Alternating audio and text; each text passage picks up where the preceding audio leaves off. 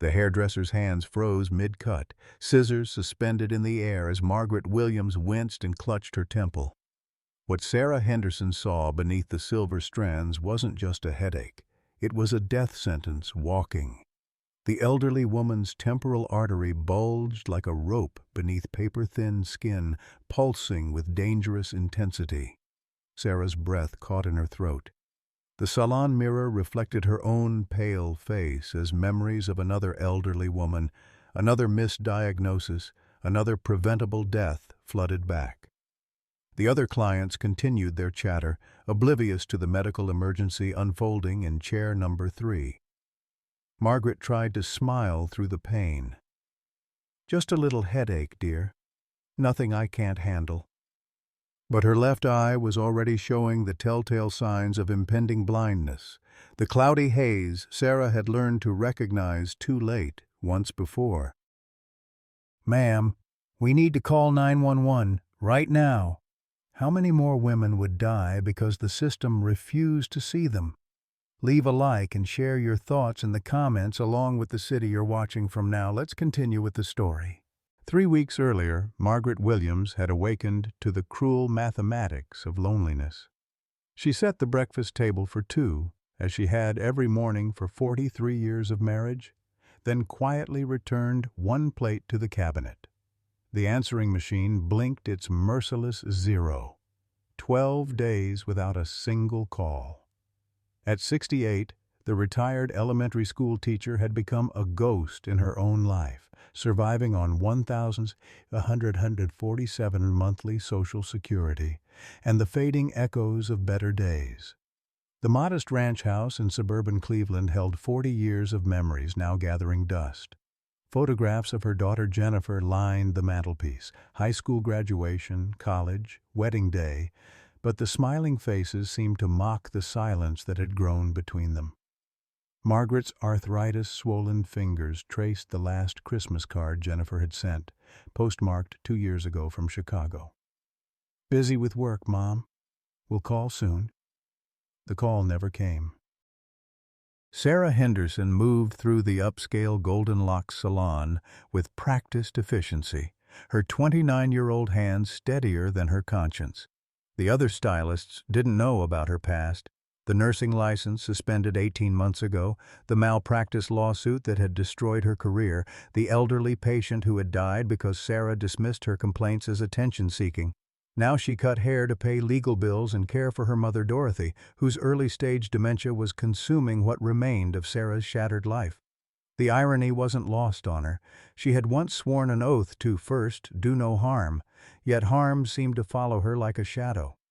Eleanor Martinez had been 71 when she died from untreated temporal arteritis, the same age as Sarah's mother when the diagnosis came, the same symptoms Sarah had learned to recognize too late. The same medical emergency she now encountered daily in her new profession, watching elderly women suffer in silence while the healthcare system failed them systematically. Dr. Mitchell Crawford represented everything wrong with modern medicine.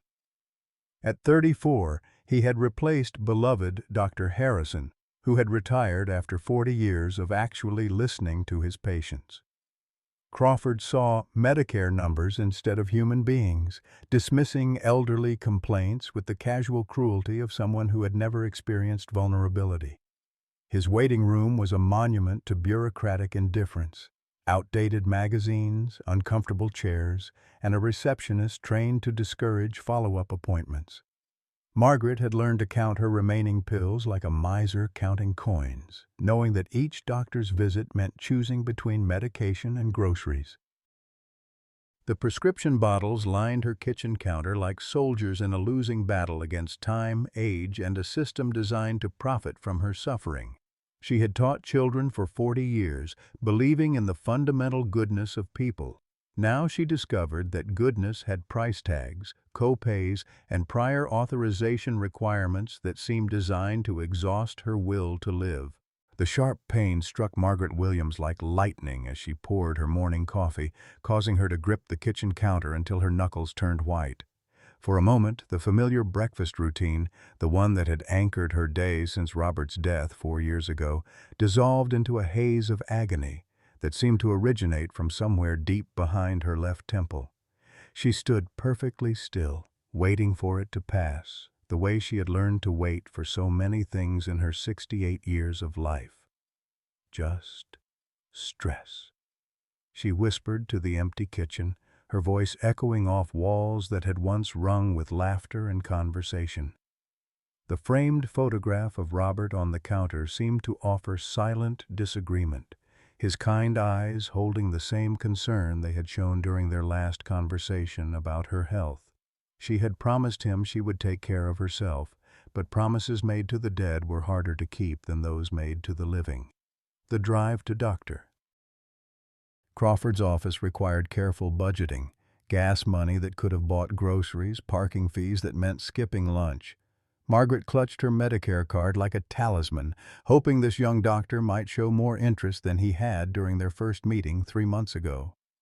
The waiting room smelled of industrial disinfectant and desperation, filled with elderly patients who sat in stoic silence, each nursing their own collection of dismissed symptoms and mounting medical bills. When Dr. Crawford finally called her name, 45 minutes past her scheduled appointment time, Margaret noticed how he barely looked up from his computer screen. His fingers flew across the keyboard while she described the headaches that had been increasing in frequency and intensity over the past 3 weeks. Each throb felt like her skull was being compressed in an invisible vice, accompanied by a strange tenderness along her left temple that made brushing her hair an ordeal. "Mrs. Williams, you're 68 years old," Crawford said with the practiced dismissal of someone who had delivered this speech countless times. "Aches and pains are simply part of the aging process. Your blood pressure is slightly elevated, but that's normal for someone your age. I'd recommend over-the-counter pain relievers and perhaps some stress management techniques." He was already reaching for his prescription pad before she could respond. "But doctor, the pain is different from anything I've experienced. It's sharp, like someone is driving a nail through my temple, and sometimes my vision becomes blurry." Margaret's voice carried the quiet desperation of someone who had spent decades advocating for children, but had never learned to advocate for herself.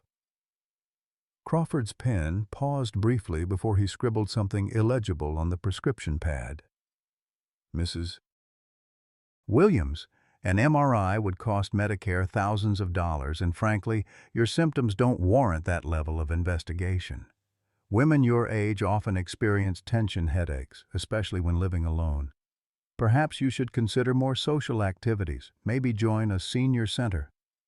The suggestion felt like a dismissal wrapped in condescension. Margaret left the office with a prescription for ibuprofen and a growing sense that her pain didn't matter to anyone but herself. The pharmacy copay consumed her remaining grocery money for the week, forcing her to choose between medication and food, a choice that had become disturbingly familiar since Robert's death. She stood in the pharmacy aisle, comparing generic pain relievers like a scholar studying ancient texts, trying to extract maximum value from her dwindling resources. The headaches continued to intensify over the following days, arriving with increasing frequency and duration. Margaret began keeping a detailed journal, documenting each episode with the methodical precision she had once applied to lesson plans. Tuesday, 6:47 a.m., lasted 12 minutes. Pain level 8 out of 10. Wednesday, 2:15 p.m., accompanied by nausea and sensitivity to light. Thursday, 3 separate episodes, each more severe than the last. The isolation of her condition became almost as unbearable as the physical pain. She had no one to call, no one who would understand the way fear had begun to colonize her thoughts during the long evening hours when the headaches seemed to worsen. Jennifer lived in Chicago, consumed by her own struggles that Margaret could only guess at based on their increasingly rare and strained phone conversations. The last time they had spoken, Jennifer's voice had carried an exhaustion that Margaret recognized but didn't dare question. Margaret's financial anxiety compounded her physical distress. The property tax bill had arrived with a 20% increase. Her prescription costs were rising faster than her fixed income, and the heating bill from the brutal Cleveland winter had consumed most of her small savings account. She found herself rationing everything: pills, groceries, even the heat in rooms she wasn't using. The house felt larger and colder with each passing day, its empty rooms echoing with memories of better times. Sleep became elusive as the headaches seemed to prefer the dark hours when her defenses were lowest. Margaret would lie awake, staring at the ceiling and listening to the house settle around her, wondering if this was how aging was supposed to feel, like a slow surrender to irrelevance and pain. The darkness amplified every sensation, turning minor discomforts into major anxieties and transforming the familiar creaks and sighs of her home into ominous harbingers of her own mortality. By Friday morning, the decision to keep her hair appointment at Golden Locks felt both frivolous and necessary, a small act of defiance against the forces that seemed determined to render her invisible. She counted out the exact change for the appointment fee twice, knowing that this expense would mean another week of careful meal planning and generic medications, but something in her refused to surrender completely to the practical mathematics of poverty and pain. The reflection in her bathroom mirror showed a woman she barely recognized, pale, drawn, with eyes that held too much knowledge of suffering and too little hope for relief. Margaret Williams had taught hundreds of children that every problem had a solution if you were persistent enough to find it. Now, facing her own unsolvable equation of aging, illness, and abandonment, she wondered if she had been lying to them all along.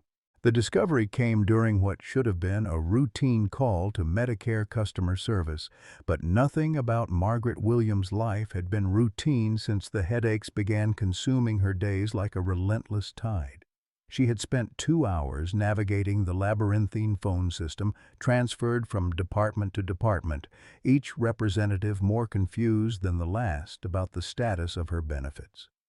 When the final supervisor delivered the news with bureaucratic detachment, Margaret felt the ground shift beneath her kitchen chair. "Mrs. Williams, according to our records, you passed away 3 months ago from natural causes related to advanced age.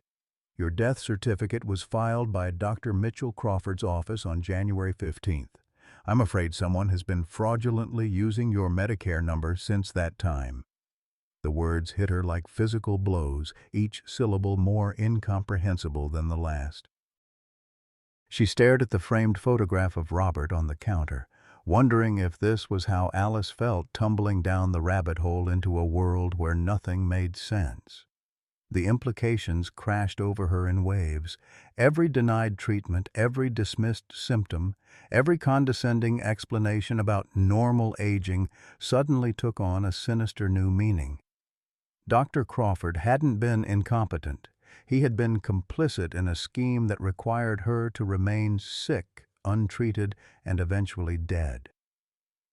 The Medicare representative continued talking about investigation procedures and identity theft protocols, but Margaret's mind had already leaped ahead to the terrifying realization that someone was actively profiting from her suffering.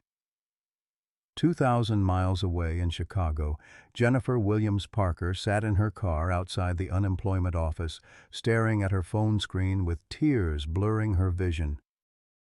The foreclosure notice had been taped to her apartment door that morning, giving her 30 days to vacate the home where her children had learned to walk, talk, and believe in the stability of their mother's love. The custody hearing was scheduled for the following week, and her ex-husband's attorney had made it clear that her financial instability would be the centerpiece of his argument for full custody. She had dialed her mother's number 17 times in the past month, her finger hovering over the call button before pride and shame forced her to hang up. How could she explain that the marketing executive who had once sent expensive Christmas gifts was now choosing between gas money and groceries? How could she admit that the daughter who had been too busy for phone calls was now desperately in need of the unconditional love she had taken for granted for so many years? Jennifer's unemployment benefits had been exhausted 6 months ago, shortly after she had been fired for refusing to participate in what she now recognized as an age discrimination scheme targeting elderly consumers. Her former company had developed marketing strategies specifically designed to exploit seniors' loneliness and medical fears, selling them overpriced insurance policies and unnecessary medical devices. When Jennifer had objected to the predatory practices, she had been labeled difficult and not a team player before being quietly eliminated during the next round of layoffs. The irony was not lost on her that she had lost her job defending elderly people while her own elderly mother was struggling alone in Cleveland. Jennifer had spent her career in marketing, understanding better than most how vulnerable populations were targeted and exploited by systems designed to profit from their desperation. Now she was living the consequences of refusing to be complicit in that exploitation, while simultaneously failing to protect the person who mattered most to her. Meanwhile, in the modest apartment she shared with her 74-year-old mother, Dorothy, Sarah Henderson was experiencing her own reckoning with the past. Dorothy's dementia had been progressing steadily, but today brought a moment of painful clarity that cut through the fog of her condition like sunlight through storm clouds. She had been looking through old family photographs when she suddenly grabbed Sarah's wrist with surprising strength. "Eleanor," Dorothy whispered, her eyes sharp with recognition for the first time in weeks. "What happened to Eleanor Martinez? She was supposed to visit last month, but she never came." "Did something happen to my sister?" The name hit Sarah like a physical blow, transporting her back to that terrible night 18 months ago when she had dismissed an elderly woman's complaints as drug-seeking behavior. Eleanor Martinez had died from untreated temporal arteritis while Sarah convinced herself that the woman was exaggerating her symptoms for attention. Sarah had never told her mother that Eleanor Martinez was Dorothy's estranged sister, or that Sarah's medical negligence had contributed to her death. The family connection had been buried in paperwork and professional guilt, another casualty of the healthcare system's failure to see elderly patients as fully human. Now, facing her mother's direct question, Sarah felt the weight of every life she had failed to save pressing down on her shoulders like a physical burden. The malpractice lawsuit had destroyed more than Sarah's nursing career. It had shattered her faith in her own judgment and her ability to help people when they needed it most. She had thrown herself into hairdressing as a form of penance, a way to serve others without the life and death responsibilities that had proven too heavy for her to bear. But the skills remained. The knowledge that could save lives continued to haunt her dreams, and the guilt over Eleanor Martinez had transformed into a hypervigilance that made her notice every concerning symptom in every elderly client who sat in her chair. The convergence of these three women's crises was building toward an inevitable collision, though none of them could see the approaching intersection of their fates. Margaret's determination to survive her own medical murder was strengthening with each passing hour, fueled by a teacher's instinct to protect others from the same predatory system that was trying to erase her. Jennifer's desperation to rebuild her life was driving her toward choices that would either reunite her family or destroy what remained of their relationship. Sarah's need for redemption was creating an opportunity for heroism that could either save a life or compound her existing guilt with another tragic failure. The phone calls that should have been made remained unmade. The conversations that could have prevented tragedy were postponed by pride and fear, and the medical emergency that was building toward a crisis continued to be ignored by the very system designed to prevent it. Margaret's temporal arteritis was progressing toward the point of no return. Jennifer's financial and emotional collapse was accelerating toward complete devastation, and Sarah's internal conflict between self-preservation and moral obligation was approaching a moment that would define the rest of her life. Friday morning arrived with the promise of revelation and the threat of irreversible loss, as three women prepared to face the consequences of a healthcare system that had failed them all in different ways. The appointment book at Golden Locks Salon showed Margaret Williams scheduled for 2:00 p.m., a routine entry that would prove to be anything but routine. The stage was set for a confrontation between individual desperation and systemic indifference, between human compassion and institutional cruelty, between the desire to save lives and the machinery designed to profit from their destruction. The week leading up to Margaret's Friday appointment unfolded like a medical thriller written in the language of everyday suffering. Each day brought new symptoms that Dr. Crawford's office dismissed with increasingly creative explanations, while Margaret's own investigation into her Medicare fraud revealed the depth of a conspiracy that reached far beyond her individual case. She had discovered that her death certificate was part of a pattern affecting dozens of elderly patients in the Cleveland area, all of whom had been declared dead while still very much alive and seeking medical care. Margaret's headaches had evolved from intermittent annoyances to constant companions that shaped every moment of her existence.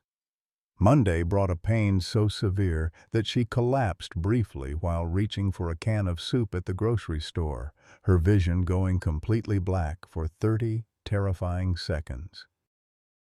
The teenage cashier had looked at her with a mixture of concern and impatience, clearly uncomfortable with the elderly woman's obvious distress.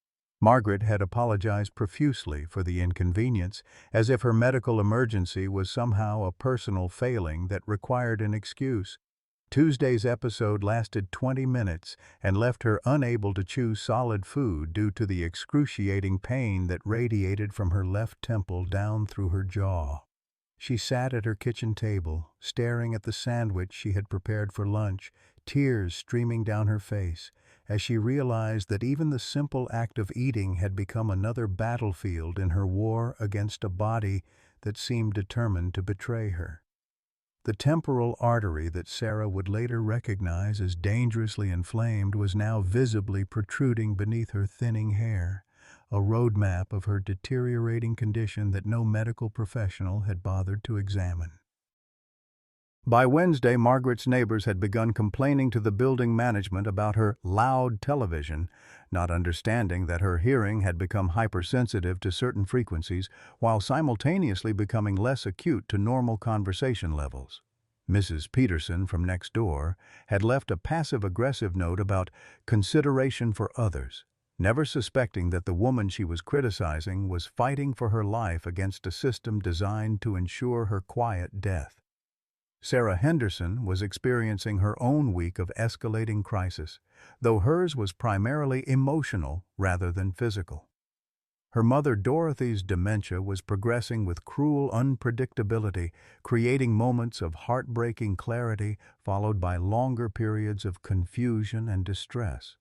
The cost of Dorothy's medications had increased by 40% since the beginning of the year, forcing Sarah to choose between her mother's cognitive stability and their basic living expenses. She had been cutting her own meals to ensure Dorothy received proper nutrition, a sacrifice that was beginning to show in her gaunt appearance and trembling hands. The nightmares about Eleanor Martinez had intensified throughout the week, each dream more vivid and accusatory than the last. Sarah would wake at 3 in the morning, drenched in sweat and haunted by images of the elderly woman she had failed to save.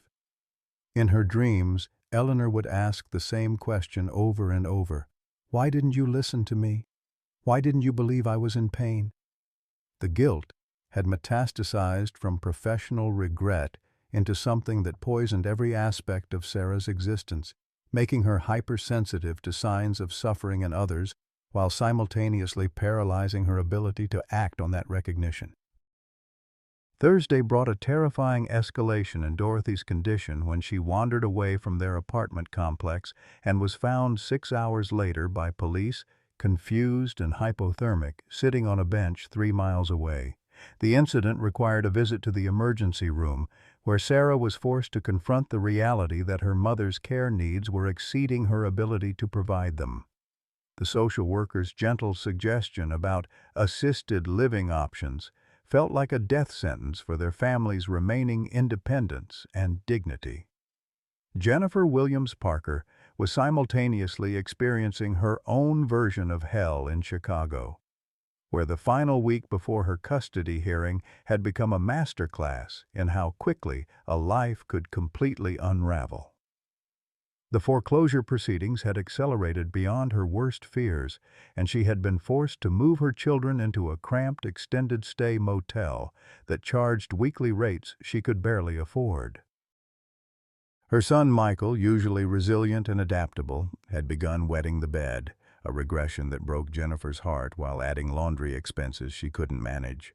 The job interview that had seemed so promising the previous week had evaporated when the potential employer conducted a credit check and discovered the financial devastation that had followed her principled stand against age discrimination.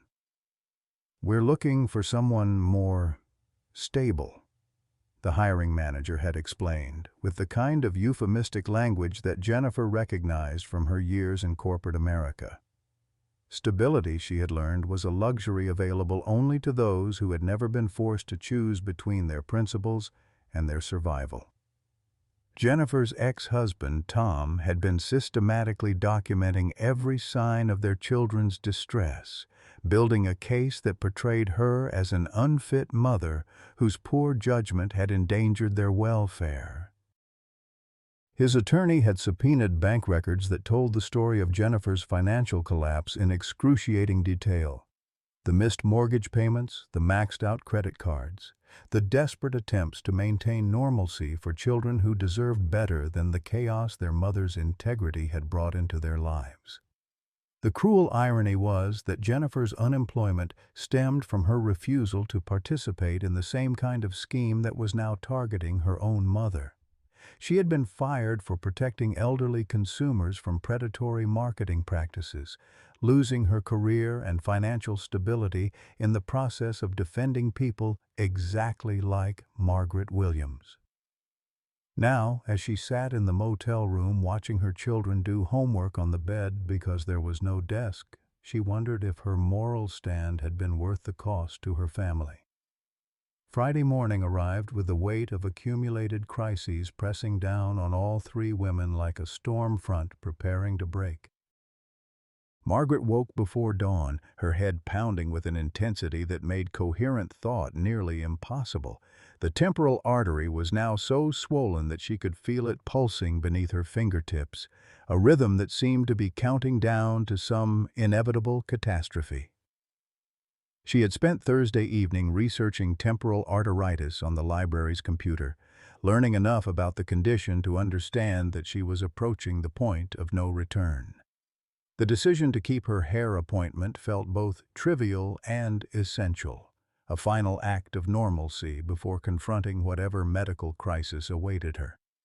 Margaret counted out the $45 for the appointment 3 times, knowing that this expense would mean another week of careful meal planning and generic medications, but something in her refused to surrender completely to the practical mathematics of poverty and pain. She had taught school for 40 years, facing down difficult administrators, challenging parents, and budget cuts that seemed designed to crush the spirits of educators who dared to care about their students. Sarah arrived at Golden Locks that morning carrying the weight of her mother's deteriorating condition and her own unresolved guilt about Eleanor Martinez.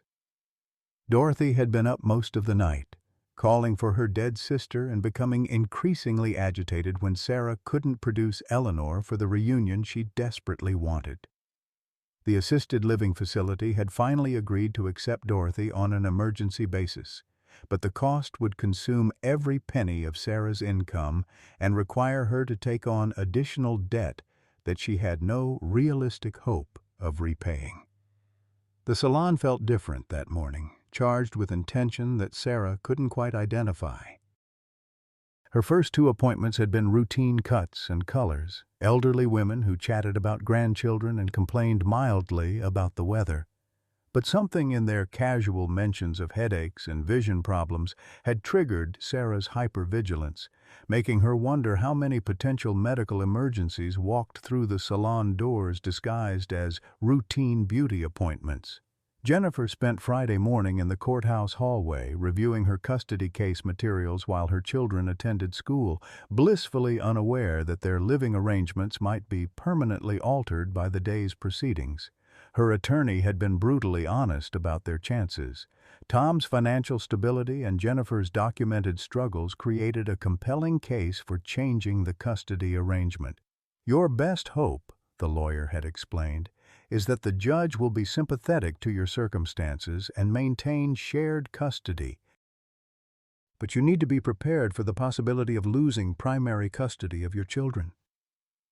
The thought of explaining to Michael and Emma that they would be living primarily with their father in the suburban house that had once been their family home made Jennifer feel physically ill. She had already lost so much in her battle against age discrimination: her career, her income, her home, her sense of security. The prospect of losing daily contact with her children felt like a punishment that exceeded any reasonable consequence for her moral choices. As the morning progressed toward Margaret's 2 p.m. appointment, the convergence of these three women's crises was building toward an inevitable collision. Margaret's determination to survive her own medical murder was strengthening with each passing hour, fueled by a teacher's instinct to protect others from the same predatory system that was trying to erase her. Jennifer's desperation to rebuild her life was driving her toward choices that would either reunite her family or destroy what remained of their relationship.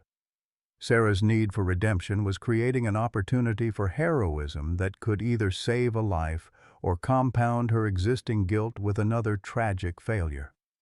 The Medicare fraud investigation had revealed a conspiracy that implicated not just Dr. Crawford, but an entire network of healthcare providers who were profiting from the systematic neglect of elderly patients. Margaret had spent hours on the phone with investigators, providing detailed accounts of her dismissed symptoms and denied treatments. The federal agents had been polite but non-committal about the timeline for justice, leaving Margaret with the growing realization that legal vindication might come too late to save her eyesight or her life. At 1:30 p.m., Margaret Williams walked through the doors of Golden Lock Salon, her temporal artery visibly throbbing beneath her carefully styled hair. Sarah Henderson looked up from her previous client, and for a moment time seemed suspended as recognition dawned in her trained medical eye. This was Eleanor Martinez all over again, the same symptoms, the same dismissive medical care, the same window of opportunity to save a life or watch it slip away through professional inaction. The stage was set for a confrontation between individual desperation and systemic indifference, between human compassion and institutional cruelty, between the desire to save lives and the machinery designed to profit from their destruction. Sarah began combing through Margaret's silver hair with the gentle touch of someone who understood that every movement might cause additional pain. The temporal artery was unmistakable now, a rope-like protrusion that felt hot to the touch and radiated inflammation in all directions. This was temporal arteritis in its advanced stages, the same condition that had killed Eleanor Martinez when Sarah had dismissed her complaints as attention-seeking behavior from a difficult patient. "Mrs. Williams," Sarah said carefully, her professional training warring with her personal trauma, "how long have you been experiencing headaches?" The question hung in the air between them like a bridge that could either lead to salvation or collapse under the weight of past failures. Margaret's reflection in the mirror showed a moment of surprise. No one had asked her about her pain in weeks. "Oh, they started about a month ago," Margaret replied, unconsciously touching her left temple.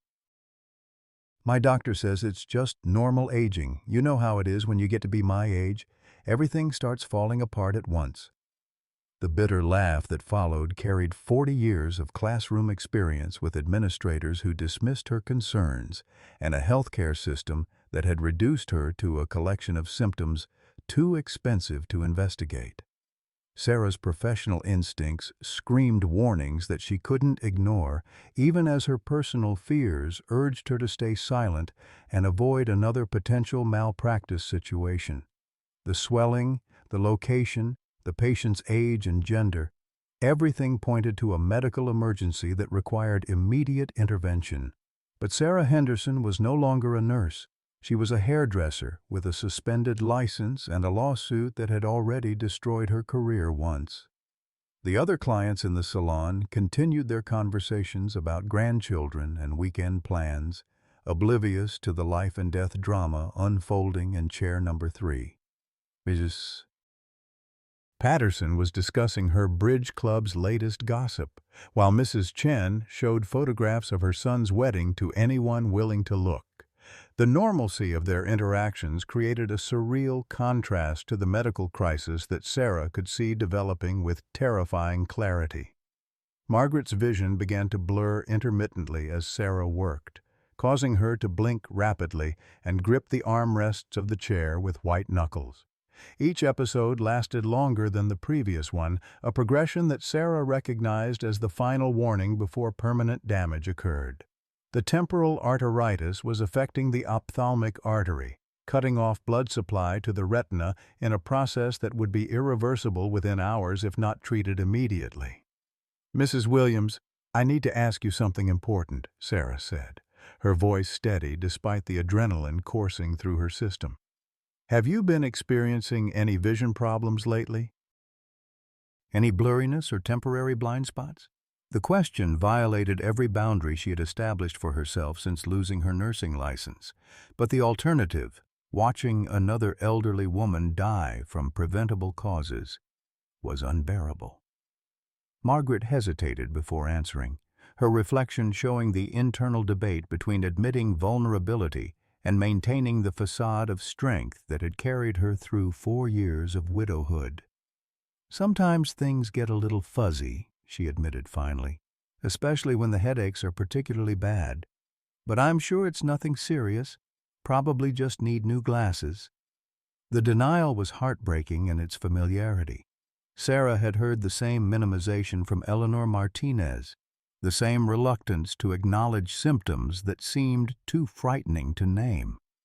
Elderly women had been conditioned by a lifetime of having their concerns dismissed to downplay their own suffering, even when that suffering was literally killing them. Sarah's hands continued their work automatically while her mind raced through the implications of intervention versus inaction.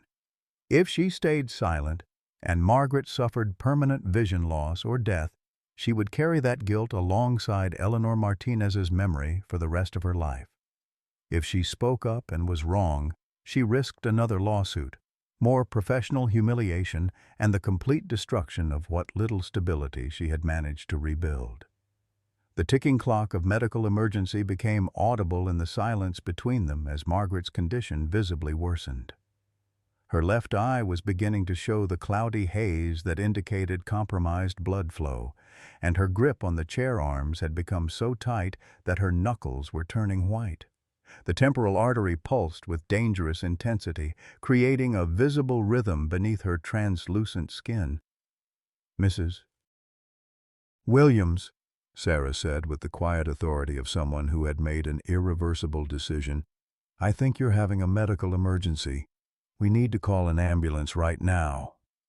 The words hung in the air like a diagnosis, transforming the routine hair appointment into a potential life-saving intervention that would change both their lives forever. Margaret's first instinct was to refuse, to minimize her symptoms, and avoid the financial catastrophe of an ambulance ride and emergency room visit. "Oh dear, I couldn't possibly afford an ambulance. My Medicare has been having some problems lately, and I don't want to cause any trouble." The explanation revealed the cruel mathematics of poverty that forced elderly patients to choose between medical care and financial survival. "Ma'am, I need you to listen to me very carefully," Sarah continued, her voice carrying the weight of medical knowledge and personal tragedy. "I used to be a nurse before I became a hairdresser, and what I'm seeing right now is a condition called temporal arteritis. If it's not treated immediately, you could lose your vision permanently. We're talking about hours, not days." The revelation of Sarah's medical background shifted the dynamic in the chair, giving weight to her observations while simultaneously revealing the personal cost of her previous failures. Margaret studied Sarah's reflection in the mirror, seeing something in the younger woman's eyes that spoke of knowledge earned through suffering rather than textbooks. The other clients had begun to notice the intensity of the conversation, their own chatter gradually dying away as they sensed the gravity of what was unfolding near the front of the salon. Mrs. Patterson put down her magazine, while Mrs. Chen stopped showing her wedding photographs, both women unconsciously leaning forward to better understand what was happening to their contemporary. Margaret's resistance to medical intervention was deeply rooted in the practical realities of her financial situation and the systematic dismissal of her concerns by healthcare professionals. Dr. Crawford's office had trained her to expect condescension and denial, making it difficult to trust Sarah's assessment, even when every fiber of her being recognized the truth in the younger woman's words. "But what if you're wrong?" Margaret asked, voicing the fear that had kept her from seeking aggressive medical care for weeks. "What if this is just normal aging, like Dr. Crawford says, and I end up with thousands of dollars in medical bills for nothing? I can't afford to be wrong about something like this." Sarah's response came from the deepest part of her professional soul, the place where medical ethics and human compassion intersected to create moral imperatives that transcended personal cost. "Mrs. Williams, I was wrong once before about a condition exactly like this, and an elderly woman died because I didn't speak up. I can't live with being wrong again. Please let me call for help." The confession hung between them like a bridge built from shared vulnerability and professional responsibility. Margaret saw in Sarah's eyes the same mixture of fear and determination that she had carried into countless parent-teacher conferences where she had to deliver difficult news about children's needs. This was someone who understood the weight of professional responsibility and the cost of failing to act when action was required. The decision to call 911 was made in that moment of recognition. Two women choosing to trust each other despite the systems that had failed them both. Sarah reached for her phone with hands that shook from adrenaline and fear, while Margaret closed her eyes and prepared to face whatever consequences would follow from this act of medical courage. The salon had become completely quiet now, all pretense of normal business suspended, as the other clients and stylists recognized that they were witnessing something far more significant than a routine beauty appointment. This was a moment where individual compassion challenged institutional indifference, where professional knowledge confronted systematic neglect, where two women's shared determination to save a life would either triumph over the forces aligned against them or become another casualty in the war between profit and patient care. The 911 operator's voice crackled through Sarah's phone with the practiced efficiency of someone who had fielded thousands of emergency calls, but her tone shifted from routine to skeptical when Sarah identified herself as a former nurse calling from a hair salon. "Ma'am, what makes you qualified to diagnose a medical emergency? Are you currently licensed to practice medicine?" The question struck at the heart of Sarah's deepest fears. Her professional competence had already been legally challenged and found wanting. "I used to be an ICU nurse at Cleveland Clinic," Sarah replied, her voice steady despite the trembling in her hands. "My license is currently suspended, but I know what I'm seeing. This woman has temporal arteritis, and she's going to lose her vision if she doesn't get treatment immediately." The admission of her suspended license hung in the air like a confession, undermining her credibility at the moment when Margaret's life depended on being believed. Margaret tried to stand from the chair, her innate politeness overwhelming her medical crisis as she attempted to minimize the disruption she was causing. "Please, dear, I don't want to make trouble for anyone. Maybe we should just—" Her words were cut short as another wave of pain crashed over her, this one so severe that she clutched her head and cried out involuntarily, her carefully maintained composure finally cracking under the assault of her deteriorating condition.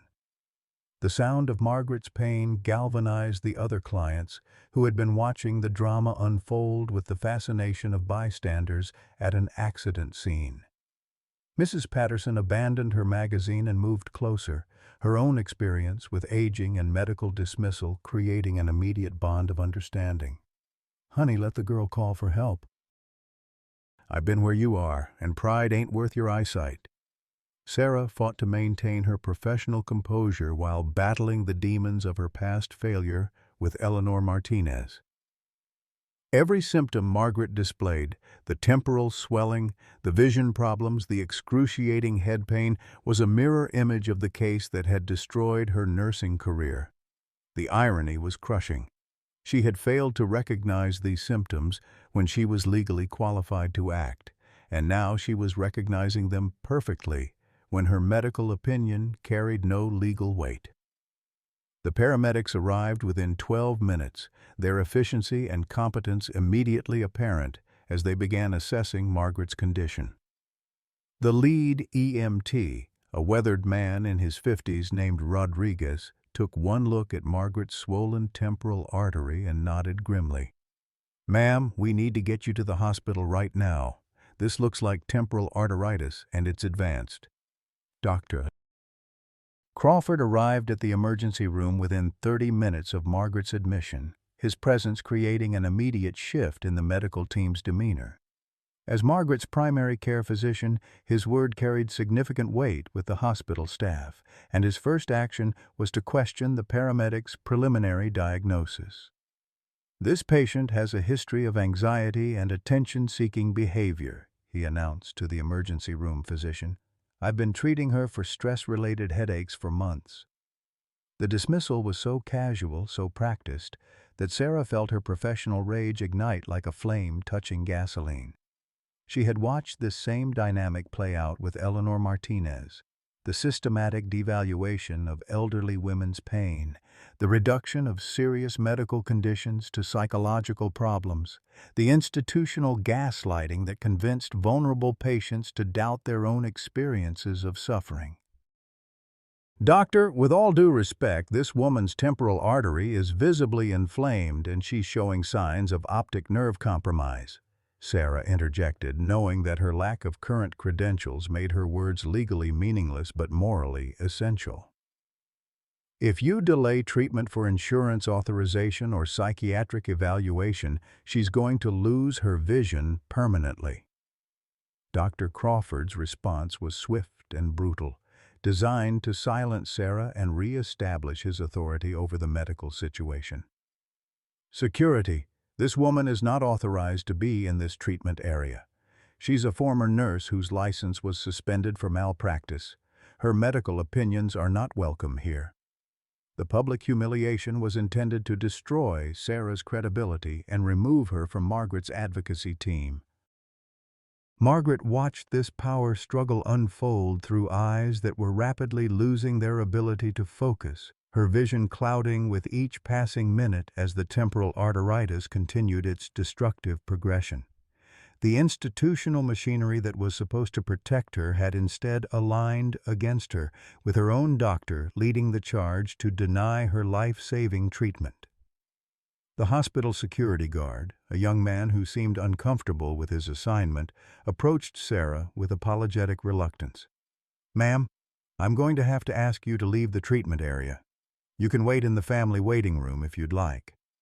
The request was delivered with the kind of gentle firmness that suggested he understood the moral complexity of the situation, even as he enforced its legal boundaries. Sarah's removal from Margaret's bedside felt like abandoning Eleanor Martinez all over again, except this time she was being physically prevented from advocating for a patient whose life hung in the balance. As security escorted her from the emergency department, she could hear Dr. Crawford ordering a psychiatric consultation rather than the high-dose steroids that could save Margaret's vision.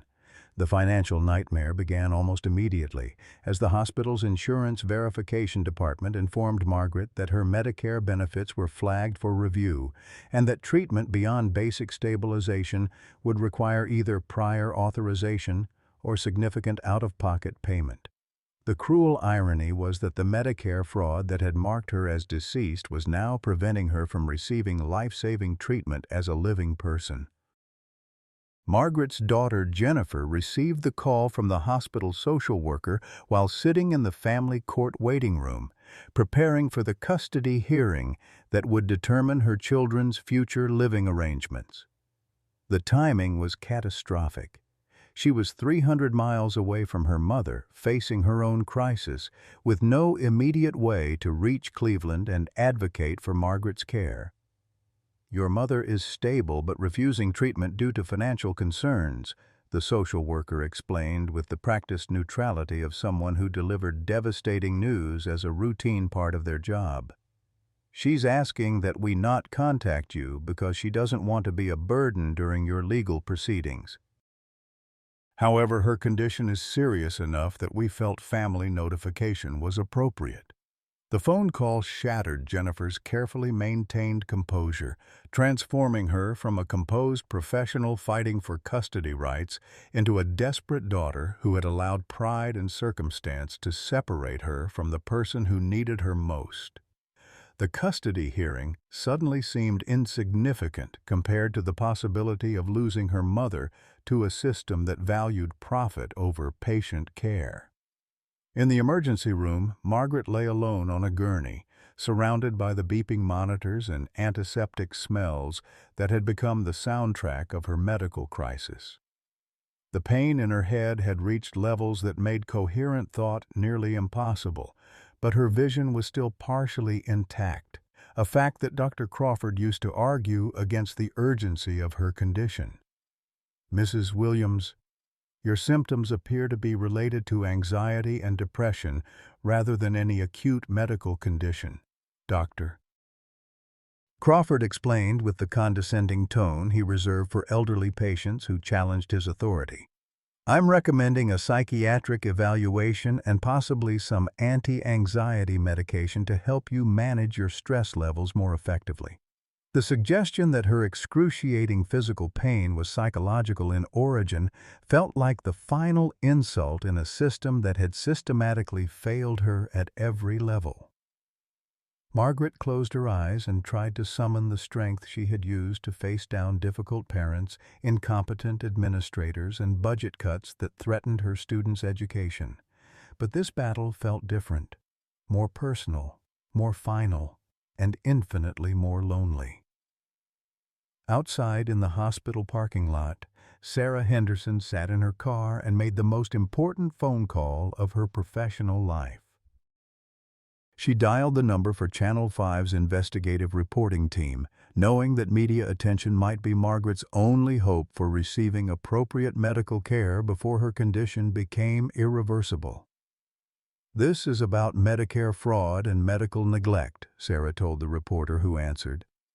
"And if we don't act fast, an innocent woman is going to die because the system is more interested in protecting profits than saving lives." The investigative reporter who answered Sarah's call was Rebecca Martinez, a 38-year-old journalist whose own grandmother had died from medical neglect in a similar Medicare fraud scheme 2 years earlier.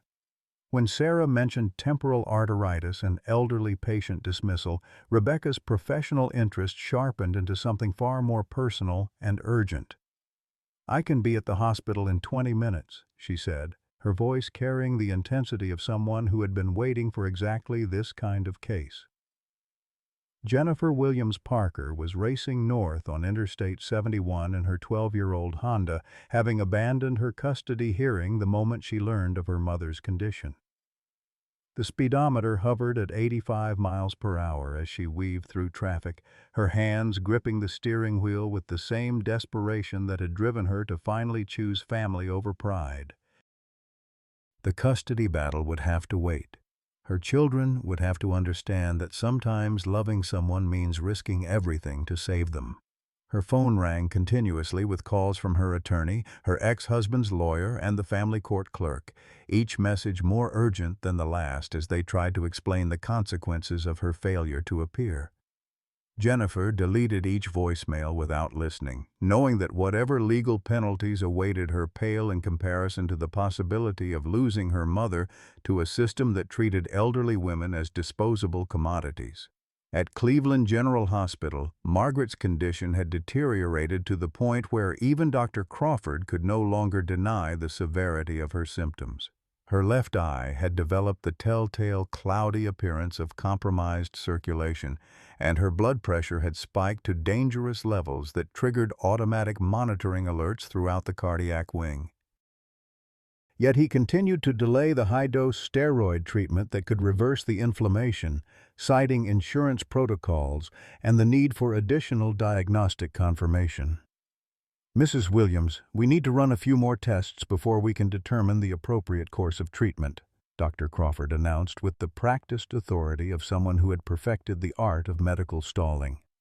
"Your insurance company requires additional documentation before approving the more expensive interventions, and we want to make sure we're being fiscally responsible with Medicare resources." Margaret's response came in a voice weakened by pain, but strengthened by a lifetime of confronting institutional indifference. "Doctor, I taught school for 40 years, and I know bureaucratic nonsense when I hear it. Are you telling me that my vision is less important than your paperwork?" The question hung in the air like an indictment, challenging the fundamental priorities of a healthcare system that had lost sight of its healing mission. Rebecca Martinez arrived at the hospital with a cameraman and the kind of investigative materials that made administrators nervous about their institution's public image. She had spent the 20-minute drive reviewing her files on Medicare fraud cases, building a mental framework for the story that was about to unfold. Margaret's case fit a pattern that Rebecca had been tracking across multiple states. Elderly patients declared dead while still alive, their medical needs dismissed as psychiatric problems, their families kept in the dark about the financial incentives driving their neglect. The confrontation between Rebecca and hospital administration played out in the sterile corridors with the intensity of a courtroom drama. Chief Administrator Patricia Williams, no relation to Margaret, emerged from her office flanked by legal counsel and public relations staff, their collective presence designed to intimidate a journalist who was asking uncomfortable questions about patient care and financial practices. "Ms. Martinez, patient privacy laws prevent us from discussing specific cases with the media," the administrator began, reciting the standard legal shield that hospitals use to avoid accountability. "However, I can assure you that Cleveland General provides excellent care to all patients regardless of their insurance status or ability to pay." Rebecca's response cut through the administrative doublespeak with the precision of someone who had spent years exposing institutional corruption. "Mrs. Williams, I have documentation showing that Dr. Crawford filed a death certificate for Margaret Williams 3 months ago while she was still alive and seeking medical treatment. I also have evidence of a Medicare fraud scheme that has affected dozens of elderly patients in this area. Would you like to comment on how a dead woman managed to walk into your emergency room this afternoon?" The revelation hit the administration team like a physical blow, their carefully prepared talking points suddenly useless in the face of documented fraud. The legal implications were staggering. Not only was the hospital potentially liable for the malpractice, but they were also implicated in a federal Medicare fraud investigation that could result in criminal charges and the loss of their government funding. Sarah Henderson watched this confrontation unfold from the family waiting area, her professional soul finding vindication in the chaos that was erupting around Margaret's case. For 18 months, she had carried the guilt of Eleanor Martinez's death, believing that her medical judgment was fundamentally flawed and that she had no right to advocate for patients in crisis. Now, seeing the systematic nature of the problem, she understood that her failure with Eleanor was part of a larger pattern of institutional neglect rather than individual incompetence. Dr. Crawford's carefully constructed professional facade began to crumble as the investigation expanded beyond Margaret's individual case to encompass his entire practice pattern. Rebecca Martinez had obtained medical records showing a consistent history of denied treatments for elderly patients, delayed diagnoses that resulted in permanent disabilities, and financial incentives from insurance companies that rewarded physicians for avoiding expensive interventions. Dr.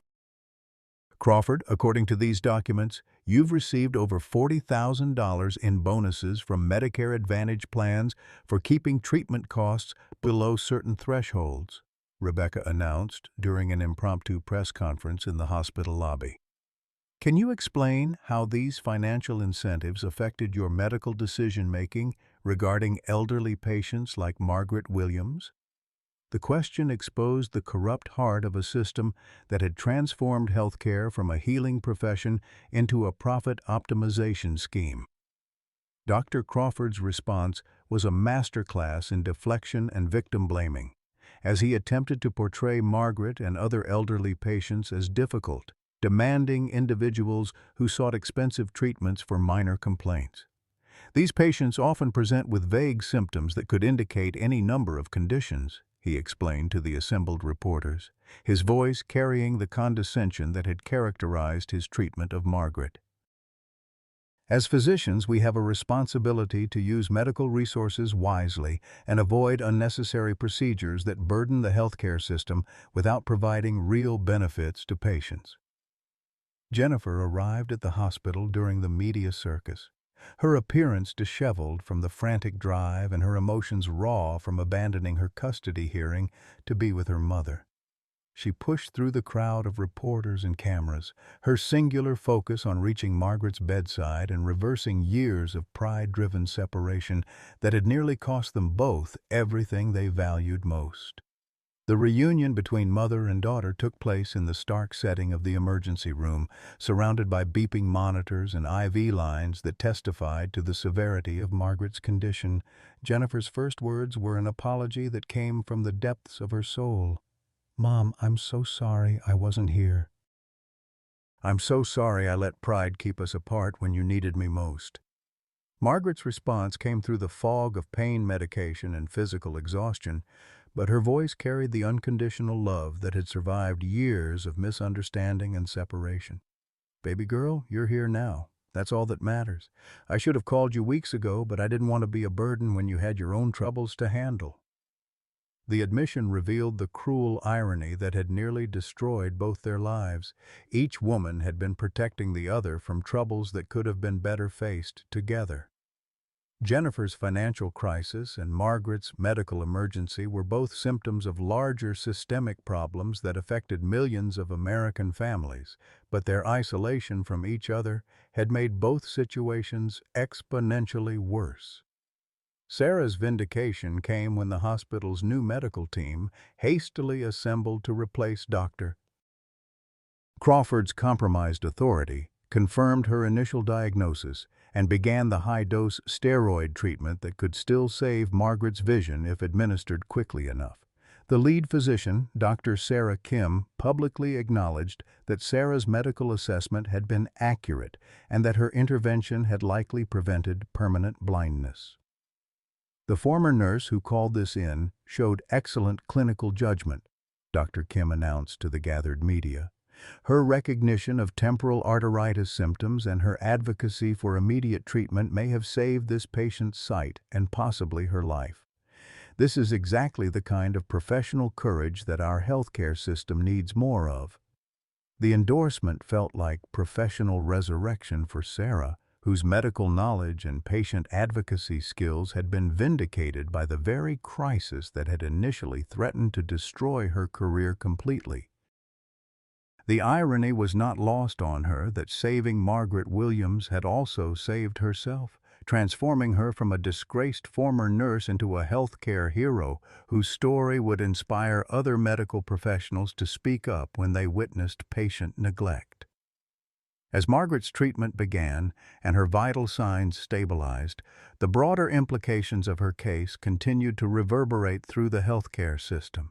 Federal investigators announced that Cleveland General was under formal investigation for Medicare fraud. Dr. Crawford's medical license was suspended pending criminal charges, and Margaret's case became the centerpiece of a class action lawsuit representing hundreds of elderly patients who had been similarly neglected.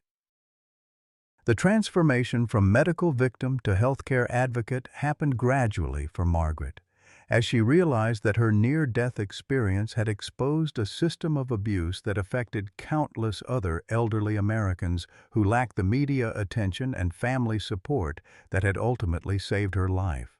3 months after the media storm that had transformed Margaret Williams from an invisible elderly patient into a national symbol of healthcare reform, she stood at the window of Jennifer's Chicago apartment, watching her grandchildren play in the courtyard below, with the clear vision that Dr. Crawford had nearly stolen from her forever. The high-dose steroid treatment had not only saved her eyesight, but had given her a second chance at life that she was determined not to waste on the quiet resignation that had characterized her widowhood. The apartment was modest, but filled with the sounds of family life that Margaret had forgotten she missed so desperately.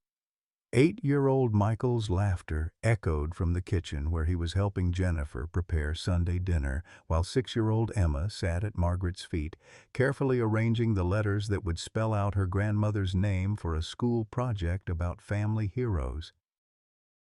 The scene represented everything that pride and fear had nearly cost them both. The simple joy of being needed and loved without conditions or apologies. Jennifer's transformation from desperate single mother to successful elder care advocate had happened with the same sudden intensity that had characterized her mother's medical crisis. The custody battle that she had abandoned to rush to Margaret's bedside had ultimately worked in her favor, as her ex-husband's attorney was forced to explain to the family court judge why preventing a daughter from caring for her critically ill mother served the children's best interests. The judge had not been impressed with Tom's legalistic maneuvering in the face of genuine family emergency. "Mom, the reporter from Channel 5 called again," Jennifer announced from the kitchen, her voice carrying the warmth of someone who had rediscovered her purpose in life. "They want to do a follow-up story about the Medicare fraud legislation that passed last month. Rebecca thinks your testimony was the turning point that convinced Congress to take action." The invitation represented Margaret's evolution from victim to advocate, her voice now carrying the authority of someone who had survived the system's worst impulses and lived to demand change. Margaret's weekly speaking engagements at medical conferences and nursing schools had become a form of therapy that transformed her trauma into purpose. Standing before audiences of healthcare professionals, she would describe the dismissive treatment, the financial barriers, and the systematic dehumanization that had nearly cost her life. Her message was simple but powerful. Elderly patients deserve to be seen, heard, and treated with the same urgency and respect as younger people experiencing identical symptoms. Sarah Henderson's professional resurrection had been complete when Cleveland Clinic offered her a position as Director of Geriatric Patient Advocacy, a newly created role that combined her clinical expertise with her hard-earned understanding of the barriers that prevented elderly patients from receiving appropriate care. Her first initiative had been to establish a protocol requiring second opinions whenever physicians dismissed elderly patients' symptoms as normal aging or psychological problems. The position allowed Sarah to honor Eleanor Martinez's memory while preventing other families from experiencing the loss and guilt that had haunted her for 18 months. Her mother Dorothy's care was now fully covered by the lawsuit settlement from the Medicare fraud case, and the specialized memory care facility had helped stabilize her condition enough to enjoy occasional lucid moments when she recognized her daughter's transformation from broken former nurse to healthcare reform leader. Dr. Crawford's sentencing hearing had drawn national media attention as the first major prosecution under the new Medicare fraud legislation that Margaret's case had inspired. His 5-year federal prison sentence sent a clear message to other physicians who might be tempted to prioritize insurance company bonuses over patient care, while the civil judgments against him and the insurance companies involved had created a victim compensation fund for the hundreds of elderly patients who had been affected by the scheme.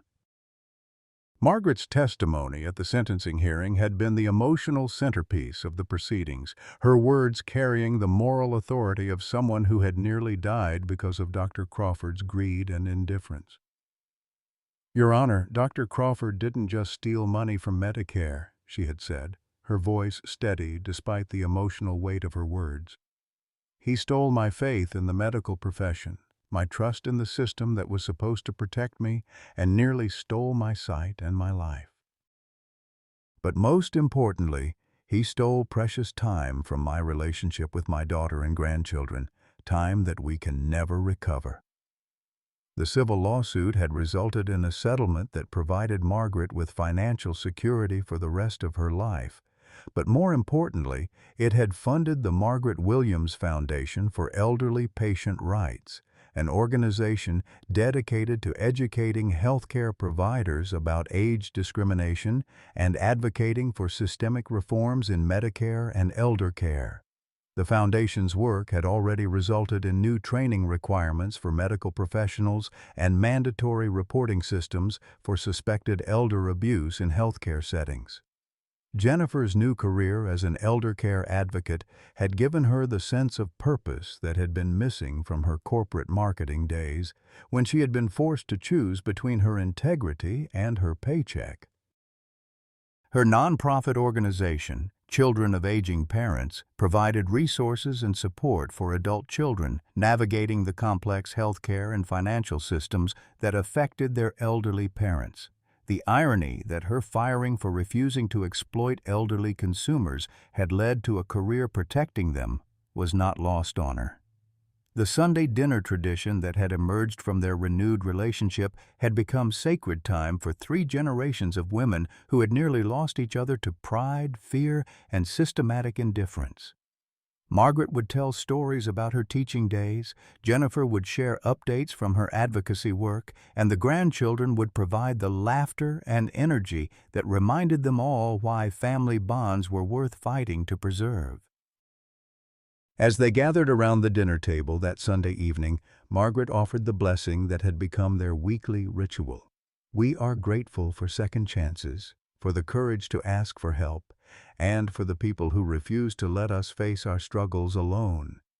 We are grateful for Sarah Henderson, who saw what others missed, for Rebecca Martinez, who told our story when it mattered most, and for each other, because we learned that love is stronger than pride and family is more important than fear." The response came in unison from Jennifer and the grandchildren. "And we are grateful for Grandma Margaret, who taught us that being invisible is a choice, not a condition of age." The words had become their family motto, a reminder that dignity and relevance were not determined by birth certificates or insurance cards, but by the willingness to stand up for yourself and others when the systems designed to protect you fail.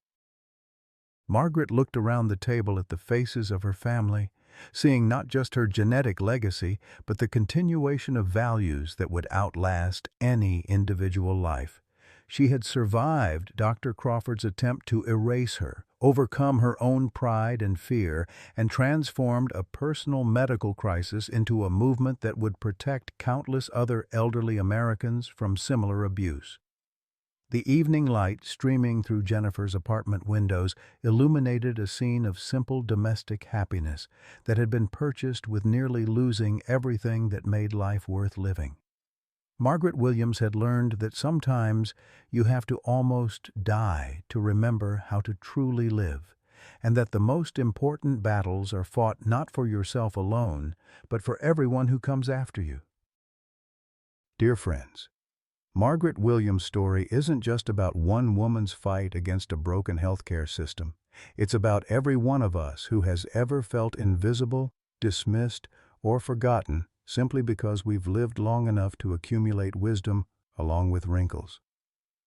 At 68, Margaret discovered that the same pride that had carried her through decades of teaching was the very thing keeping her from the love and support she desperately needed. How many of us are suffering in silence right now, afraid to burden our children, afraid to admit we need help, afraid to trust our own bodies when they're screaming for attention? Margaret's near-death experience taught her that asking for help isn't weakness, it's courage. That being seen isn't about demanding attention, it's about refusing to disappear. That family connections aren't obligations, they're lifelines. Her Sunday dinners with 3 generations gathered around one table prove that it's never too late for second chances, never too late to rebuild broken bridges, never too late to matter. You matter. Your pain matters. Your voice matters. And sometimes, like Sarah the hairdresser who saved Margaret's life, the person who sees you might be exactly where you least expect them. Have you ever felt invisible in a medical setting? And how did you advocate for yourself? What's one small step you could take today to reconnect with a family member you've been too proud to call? Please share your thoughts in the comments below. Your story might be exactly what someone else needs to hear today.